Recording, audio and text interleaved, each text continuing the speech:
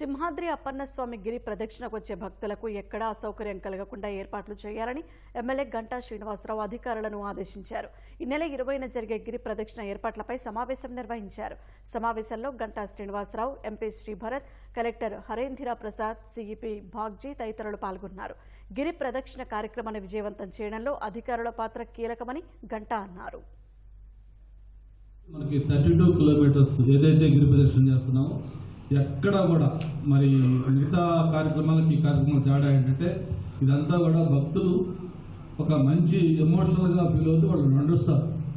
దర్శనం చేసుకునే ముందు కంటే కూడా వాళ్ళు ఈ 32 కిలోమీటర్లు నడవడంలో వాళ్ళు చాలా ఆనందం పొందుతారు. కాబట్టి నడిచే రూట్లో ఎక్కడ కూడా వాళ్ళకి అసౌకర్యం కాకుండా రోడ్డు గులకలు రాళ్ళు ఇటువంటి లేకుండా రోడ్డు బాగుంటాం. దాంతోపాటు లైటింగ్ కానీ లేకపోతే వాళ్ళకి కావాల్సిన మంచినీటి ఏర్పాట్లు కానీ గిరి ప్రదక్షిణలో ఎక్కడా కూడా ఎటువంటి చిన్న లోటుపాట్లు లేకుండా చిన్న ఇబ్బంది భక్తులు కలగకుండా ఒక మంచి మెమరబుల్ డేగా దీన్ని ఆ గిరి ప్రదక్షిణని కంప్లీట్ చేసుకుందాం.